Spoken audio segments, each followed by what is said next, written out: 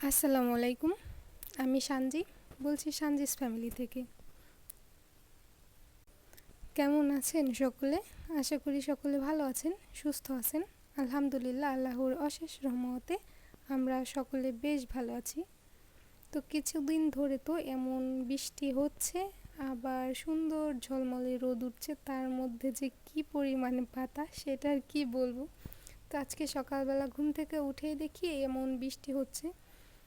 আমাদের বাসায় যেহেতু এখন পাটের বতর আসছে, সে কারণে এখানে অনেক পাট দেওয়া হয়েছে। পাটগুলো আগ বাঁধা হবে এমন সময় আবার এমন বৃষ্টি আসছে যে সবগুলো ভিজে গোসল করে উঠছে। তো সকালবেলা এমন বৃষ্টি দেখে দেখলাম যে মা রান্না করতে চলে গেছে, আর ঘরের সামনের সিঁড়িটা ভিজে একেবারেই চ্যাপচ্যাপে হয়ে গেছে।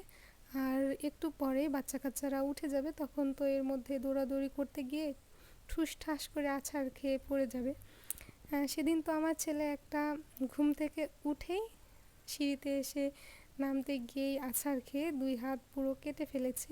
তাই আজকে আগেই সতর্ক হয়ে নিলাম। শুরুতেই হচ্ছে দাঁত ব্রাশ করে তারপর সিঁড়িটা মুছে নিলাম। মা ঘুম থেকে ওঠার পর হয়তো মুছেছে একবার, কিন্তু এই যে অঝরে বৃষ্টি হচ্ছে সেই কারণে আবার পুরো সিঁড়িটা ভিজে গেছে।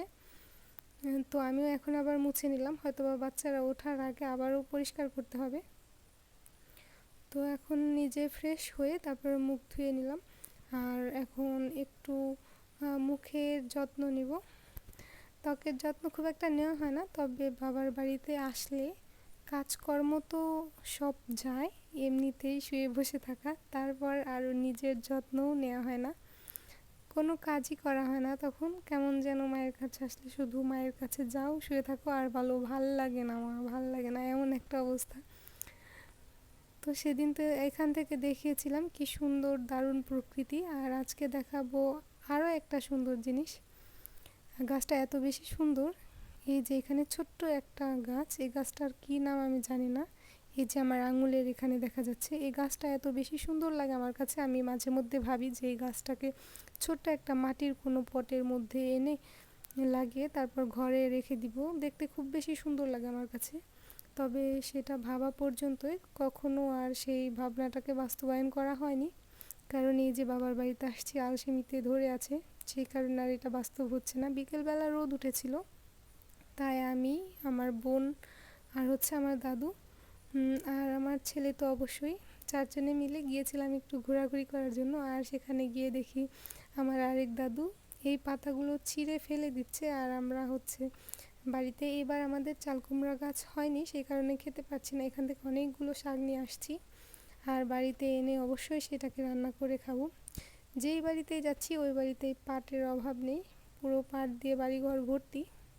আর তারপর দিন সকাল সকালই মা রান্না করার প্রস্তুতি নিয়ে নিয়েছে, তিল আর সরিষা হচ্ছে আগেই বেটে নিয়েছে, আর এখন আমি আসছি পাতাতে মাখানোর জন্য। পেঁয়াজ, মরিচ, রসুন সব কিছুই বেটে মিহি করা হয়েছে, আসলে যতটা সম্ভব হয়েছে পাটায় বেটে মিহি করার এমনটাই করে নিয়েছে। আর এখন এখানে আমি একটু মশলা দিয়ে, লবণ দিয়ে আর হচ্ছে একটু তেল দিয়ে তারপরে মেখে নিলাম। এখানে হয়তো বা সরিষার তেল দিলে আর একটু বেশি ভালো লাগতো। আর এখানে কিভাবে এটাকে মেখে নিচ্ছি সেটা একটু দেখিয়ে দিব, কিন্তু তার আগে আমি নিজে একটু আমার মায়ের কাছ থেকে শিখে আসি, কারণ হচ্ছে এই কাজগুলো অনেক দিন করা হয় না, আবার ভুলে যাই। এখানে 2টা করে পাতা নিব, উপরের পাতাটা একটু বড় আর ভেতরে যে পাতাটা দেবো এটা একটু ছোট। এরকম চ্যাপ্টা করে ভাঁজ করে নিব আজকে, কারণ হচ্ছে আজকে ভাজা হবে এগুলো। যখন রান্না করা হয় তখন একটু মোটা করে করি, যেন একটু গোল গোল হয় সেই কারণে। আর এটা এই সাইজের করব, চ্যাপ্টা চ্যাপ্টা করে, যেন ভাজলে ভেতরটা পর্যন্ত মচমচে হয়ে যায়। এখানে একটা বড় পাতা নিয়েছি, আর ভেতরে দিব যে পাতাটা, ওই পাতাটা একটু ছোট। আর এখন মশলাটাকে হাত দিয়ে খুব ভালো করে ডলে ডলে নিব। এই মশলাটা মাখানোর সময় পাটার মধ্যে নিয়ে কড়াইয়ের বড় ঢাকনার মধ্যে নিয়ে খুব ভালো করে ঘর থেকে ঘষে ঘষে তারপর পাতার মধ্যে মাখাচ্ছি, নিয়ে আসছে। তবে মাখাতে গিয়ে কতবার যে ছিঁড়ে গেছে সেটা তো দেখলে প্রথমে প্লেটে নিয়েছিলাম, কিন্তু প্লেটের মধ্যে পারছি না, সেই কারণে এখন প্রথমে সোজা সাইডে মেখে নিয়েছি, আর এখন উল্টা সাইডে একটু মেখে নিচ্ছি। এই সাইডে খুব একটা বেশি দেইনি, কারণ এর উপরে আবার আরও একটা পাতা দেওয়া হবে। পাতা দিয়ে এই ভেতরের পাতাটাও খুব ভালো করে ঘষে ঘষে লাগিয়ে নিব। আর এখনই ওই আগের নিয়মে হচ্ছে একটু চ্যাপটা চ্যাপটা করে তারপর ভাঁজ করে নিব। ভাঁজ করার সময় একটু আঙুল দিয়ে চাপ দিয়ে নিলে এই পাতাটা আর খুলে আসবে না। আর এখন এই একই নিয়মে সবগুলো করে নিব।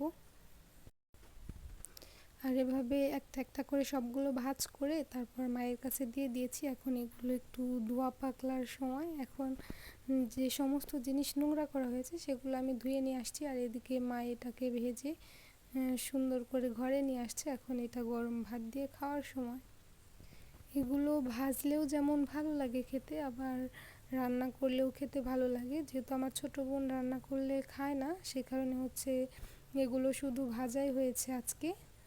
আর এখন তারপর দিন খুব ভালো রোদ উঠেছিল, আর পাটগুলো একেবারে পুরোপুরি শুকিয়ে গেছে। আর এখন এই শুকনা পাটগুলোর এভাবে আগ বাঁধা হবে। এটাকে আগ মোড়া বলে। অনেক দিন পর বাঁধছি, সেই কারণে খুব ভালো একটা হয়নি, আসলে কাজের ফিনিশিং আসেনি। আর ছোটোবেলায় এভাবে অনেক বাঁধা হতো। আর বিয়ের পরে বিয়ের কিছু বছর আগ থেকে আর এভাবে বাঁধা হয়নি। আজকে হচ্ছে দুই বোন মিলে দাদির সঙ্গে একটা চুক্তি করেছি যে তোমার সবগুলো পাট আমরা দুই বোন বেঁধে দিব, আর তুমি হচ্ছে এই পাট আমাদের বেনি করে দিবে চিকন করে। খুব বেশি চিকন না, একটু মোটা করে বেনি করে দিতে বলছি। আর ওই দিকের সবগুলো বাঁধা শেষ, আর ওখানে হচ্ছে বোন বাঁধছে আর এখানে আমি বেঁধে নিচ্ছি। আর কাজগুলো কিভাবে করছি সেটাও আপনাদের একটু দেখাচ্ছি। তো এভাবে একটু পেঁচিয়ে তারপর হাত দিয়ে ওইখানে চাপ দিলে পরে এভাবে সুন্দর হয়ে আসবে। আসলে চুলের খোপা বাঁধার যেমন সিস্টেম, কিছুটা তেমনভাবেই হচ্ছে বেঁধে নিচ্ছি।